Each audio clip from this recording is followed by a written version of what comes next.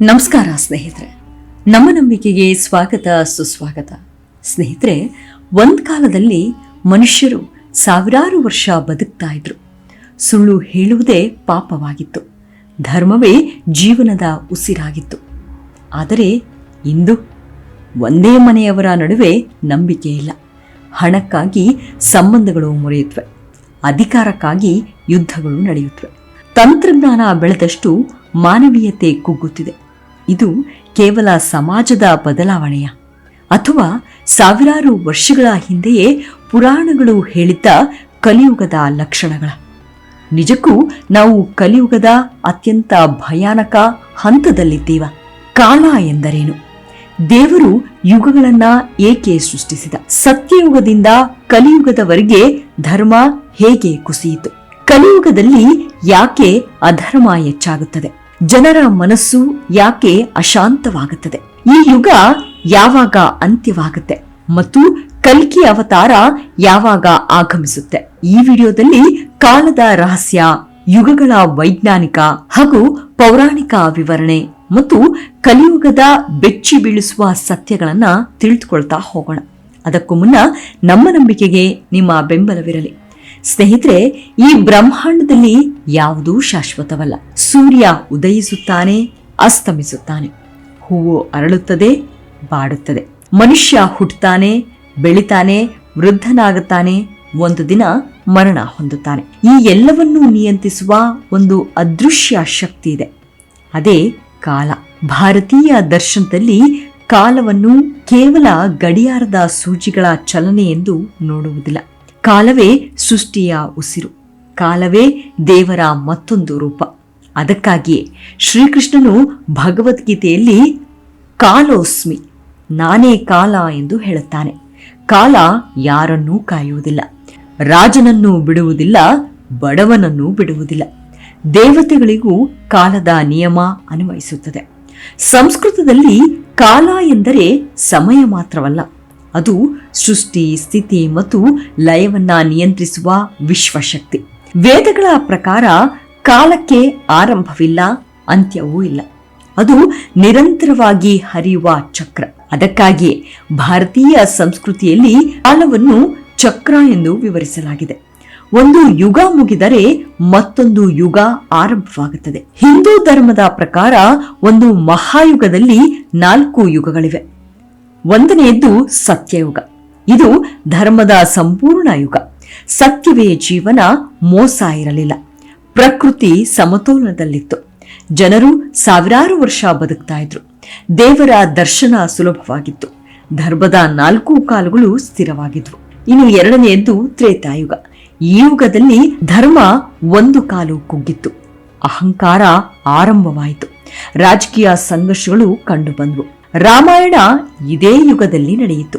ಧರ್ಮ 3 ಭಾಗ ಉಳಿಯಿತು. ಇನ್ನು ಮೂರನೆಯದ್ದು ದ್ವಾಪರ ಯುಗ. ಇಲ್ಲಿ ಧರ್ಮ ಅಧರ್ಮಕ್ಕೆ ಇಳಿಯಿತು. ಯುದ್ಧಗಳು ಹೆಚ್ಚಾದವು. ಅಧಿಕಾರಕ್ಕಾಗಿ ಹೋರಾಟ ಆರಂಭವಾಯಿತು. ಮಹಾಭಾರತ ಇದೇ ಯುಗದಲ್ಲಿ ನಡೆಯಿತು. ಇನ್ನು 4ನೆಯದ್ದು ಕಲಿಯುಗ. ಇದು ನಾವು ಬದುಕುತ್ತಿರುವ ಯುಗ. ಧರ್ಮ ಕೇವಲ ಒಂದು ಭಾಗ ಮಾತ್ರ ಉಳಿದಿದೆ, ಅಧರ್ಮವೇ ಹೆಚ್ಚಾಗಿದೆ. ಕಲಿಯುಗ ಯಾವಾಗ ಆರಂಭ ಆಯಿತು ಅಂದ್ರೆ, ಪುರಾಣಗಳ ಪ್ರಕಾರ ಶ್ರೀಕೃಷ್ಣನು ಭೂಲೋಕವನ್ನ ತೊರೆದ ಕ್ಷಣದಿಂದ ಕಲಿಯುಗ ಆರಂಭವಾಯಿತು. ಅಂದರೆ ಮಹಾಭಾರತ ಯುದ್ಧದ ಕೆಲವು ವರ್ಷಗಳ ನಂತರ ಕಲಿಯುಗದ ಒಟ್ಟು ಅವಧಿ 4,32,000 ವರ್ಷಗಳು ಎಂದು ಪುರಾಣಗಳು ಹೇಳುತ್ತವೆ. ಮಾನವ ಸಮಾಜ ಈಗ ಅದರ ಆರಂಭಿಕ ಭಾಗದಲ್ಲಿದೆ ಎಂದು ಅನೇಕ ಸಂಪ್ರದಾಯಗಳು ನಂಬುತ್ತವೆ.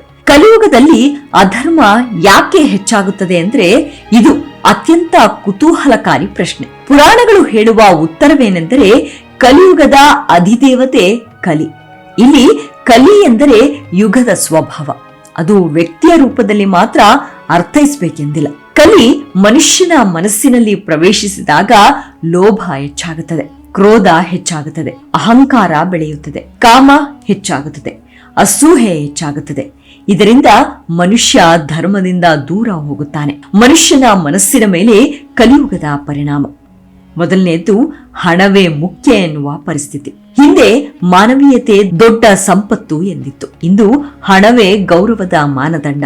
ಹಣಕ್ಕಾಗಿ ಸಂಬಂಧಗಳು ಮುರಿಯುತ್ತವೆ. ಇನ್ನು ಎರಡನೆಯದ್ದು ಸಹನೆ ಕಡಿಮೆ ಆಗುತ್ತಿದೆ. ಹಿಂದೆ ಜನರು ವರ್ಷಗಳ ಕಾಲ ತಪಸ್ಸು ಮಾಡ್ತಾ ಇದ್ರು. ಇಂದು ಕೆಲವೇ ನಿಮಿಷಗಳಲ್ಲಿ ಫಲ ಬೇಕು. ಸಹನೆ ಕಡಿಮೆಯಾದಂತೆ ಆತಂಕ, ಒತ್ತಡ ಮತ್ತು ನಿರಾಶೆ ಹೆಚ್ಚಾಗ್ತಾ ಇದೆ. ಇನ್ನು ಮೂರನೆಯದ್ದು ಮಾನಸಿಕ ಅಶಾಂತಿ. ತಂತ್ರಜ್ಞಾನ ಬೆಳೆದರೂ ಮನಸ್ಸಿಗೆ ಶಾಂತಿ ಸಿಗುತ್ತಿಲ್ಲ. ಒತ್ತಡ, ಆತಂಕ, ಏಕಾಂತ, ನಿದ್ರಾಹೀನತೆ, ಭಯ ಇವು ಆಧುನಿಕ ಜೀವನದ ದೊಡ್ಡ ಸಮಸ್ಯೆಗಳಾಗಿವೆ. ಪುರಾಣಗಳು ಕಲಿಯುಗದಲ್ಲಿ ಮನಸ್ಸು ಹೆಚ್ಚು ಚಂಚಲವಾಗಿರುತ್ತದೆ ಎಂದು ಮುಂಚೆಯೇ ಹೇಳಿವೆ. ಇನ್ನು ನಾಲ್ಕನೆಯದ್ದು ಸಂಬಂಧಗಳ ಕುಸಿತ. ಕಲಿಯುಗದಲ್ಲಿ ತಂದೆ ತಾಯಿಯ ಗೌರವ ಕಡಿಮೆ ಆಗುತ್ತದೆ, ಗುರುಗಳ ಸ್ಥಾನ ಕುಸಿಯುತ್ತದೆ, ಸ್ನೇಹವು ಸ್ವಾರ್ಥದ ಮೇಲೆ ನಿಂತಿರುತ್ತದೆ. ಇವುಗಳನ್ನೆಲ್ಲ ಪುರಾಣಗಳು ಕಲಿಯುಗದ ಲಕ್ಷಣಗಳಾಗಿ ವಿವರಿಸುತ್ತವೆ. ಇನ್ನು ಐದನೆಯದ್ದು ಧರ್ಮಕ್ಕಿಂತ ಪ್ರದರ್ಶನ. ಇಂದು ನಿಜವಾದ ಭಕ್ತಿ ಕಡಿಮೆ, ಪ್ರದರ್ಶನ ಹೆಚ್ಚು. ಸಾಮಾಜಿಕ ಜಾಲತಾಣಗಳಲ್ಲಿ ಧರ್ಮವು ಕೆಲವೊಮ್ಮೆ ಜನಪ್ರಿಯತೆಯ ಸಾಧನವಾಗುತ್ತಿದೆ. ಇದು ಕಲಿಯುಗದ ಒಂದು ಲಕ್ಷಣವೆಂದು ಕೆಲ ಪುರಾಣ ವ್ಯಾಖ್ಯಾನಗಳು ಹೇಳುತ್ತವೆ. ಕಲಿಯುಗದಲ್ಲಿ ಪ್ರಕೃತಿಯ ಮೇಲಿನ ಪರಿಣಾಮ. ಪುರಾಣಗಳ ಪ್ರಕಾರ ಮಳೆ ಅಸಮರ್ಪಕವಾಗುತ್ತದೆ, ಪ್ರಕೃತಿ ವಿಕೋಪಗಳು ಹೆಚ್ಚಾಗುತ್ತವೆ, ಆಹಾರದ ಗುಣಮಟ್ಟ ಕುಸಿಯುತ್ತದೆ, ಜೀವಗಳ ಆಯುಷ್ಯು ಕಡಿಮೆ ಆಗುತ್ತದೆ. ಇವುಗಳನ್ನ ಅನೇಕರು ಇಂದಿನ ಪರಿಸರ ಬದಲಾವಣೆಗಳೊಂದಿಗೆ ಹೋಲಿಸುತ್ತಾರೆ. ಆದರೆ ಇವು ಧಾರ್ಮಿಕ ವ್ಯಾಖ್ಯಾನಗಳು, ವೈಜ್ಞಾನಿಕ ಕಾರಣಗಳು ಬೇರೆ ಅಧ್ಯಯನದ ವಿಷಯ. ಕಲಿಯುಗದ ದೊಡ್ಡ ಸಮಸ್ಯೆಯೇ ಅಜ್ಞಾನ. ಹಿಂದೆ ಜ್ಞಾನಕ್ಕಾಗಿ ಗುರುಗಳನ್ನ ಹುಡುಕುತ್ತಿದ್ದರು. ಇಂದು ಮಾಹಿತಿ ಅಪಾರವಾಗಿದೆ, ಆದರೆ ವಿವೇಕ ಕಡಿಮೆ ಆಗುತ್ತಿದೆ.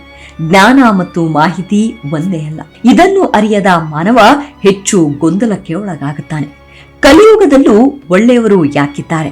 ಇದು ಅತ್ಯಂತ ಮುಖ್ಯವಾದ ಪ್ರಶ್ನೆ. ಪುರಾಣಗಳು ಕಲಿಯುಗವನ್ನ ಸಂಪೂರ್ಣ ಕೆಟ್ಟ ಯುಗ ಎಂದು ಹೇಳುವುದಿಲ್ಲ. ಬದಲಾಗಿ ಈ ಯುಗದಲ್ಲಿ ದೇವರನ್ನ ಸ್ಮರಿಸುವುದು ಅತ್ಯಂತ ಸುಲಭ ಎಂದು ಹೇಳುತ್ತವೆ. ಹಿಂದೆ ದೀರ್ಘ ತಪಸ್ಸು ಬೇಕಿತ್ತು.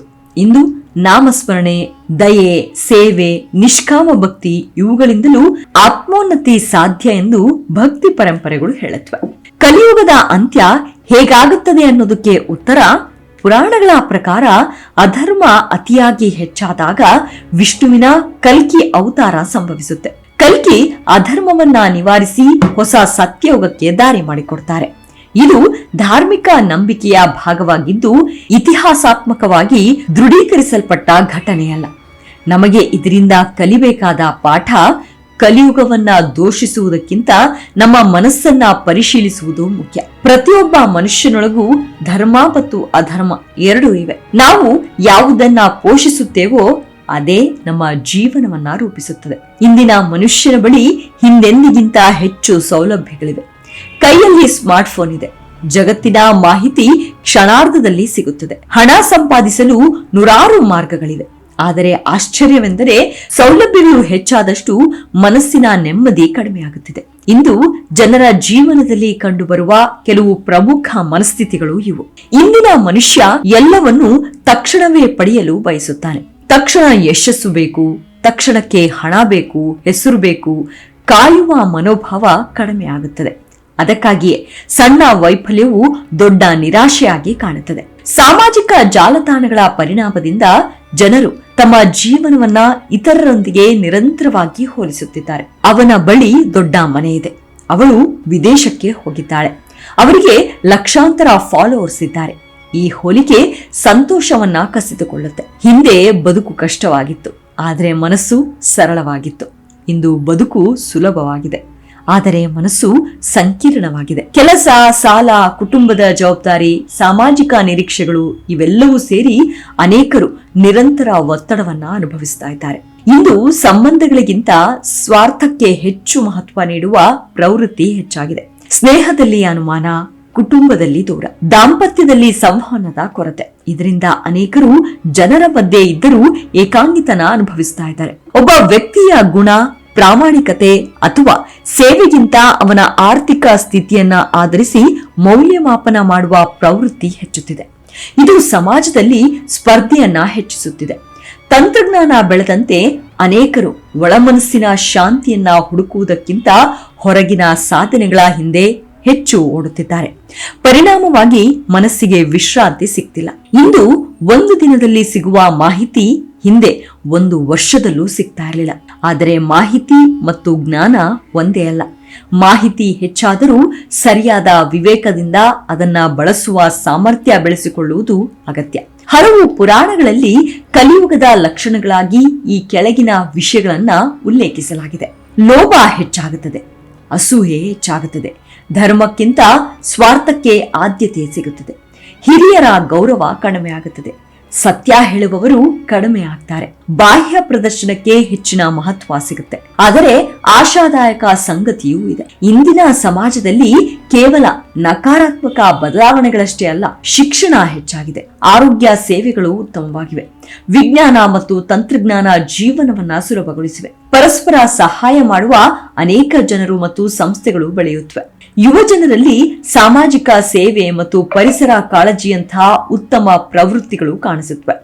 ಆದ್ದರಿಂದ ಇಂದಿನ ಕಾಲವನ್ನು ಸಂಪೂರ್ಣವಾಗಿ ಕೆಟ್ಟದ್ದು ಅಥವಾ ಸಂಪೂರ್ಣವಾಗಿ ಒಳ್ಳೆಯದ್ದು ಎಂದು ಹೇಳಲು ಸಾಧ್ಯವಿಲ್ಲ. ಹೀಗೆ ಕಾಲ ಯಾರನ್ನೂ ಬಿಡುವುದಿಲ್ಲ. ಯುಗಗಳು ಬದಲಾಗ್ತವೆ, ನಾಗರಿಕತೆಗಳು ಬದಲಾಗ್ತವೆ, ಆದರೆ ಸತ್ಯ, ದಯೆ, ಪ್ರಾಮಾಣಿಕತೆ ಮತ್ತು ಧರ್ಮದಂತಹ ಮೌಲ್ಯಗಳು ಕಾಲಾತೀತ. ಕಲಿಯುಗದ ಮಧ್ಯೆಯೂ ಒಳ್ಳೆತನದಿಂದ ಬದುಕುವ ಪ್ರತಿಯೊಬ್ಬ ವ್ಯಕ್ತಿಯೂ ಧರ್ಮವನ್ನ ಜೀವಂತವಾಗಿರಿಸುತ್ತಾನೆ. ಪುರಾಣಗಳ ಸಂದೇಶವೂ ಇದೆ. ಯುಗ ಬದಲಾಗಬಹುದು, ಆದರೆ ಮನುಷ್ಯನ ಆಯ್ಕೆಗಳೇ ಅವನ ಭವಿಷ್ಯವನ್ನ ನಿರ್ಧರಿಸುತ್ತವೆ ಎಂಬುದು ಕಟು ಸತ್ಯವೇ. ಮುಂದಿನ ಸಂಚಿಕೆಯಲ್ಲಿ ಸಿಗೋಣ. ಅಲ್ಲಿಯವರೆಗೂ ನಿಮ್ಮ ಆರೋಗ್ಯದ ಕಡೆ ಗಮನವಿರಲಿ. Take care. ನಮಸ್ಕಾರ.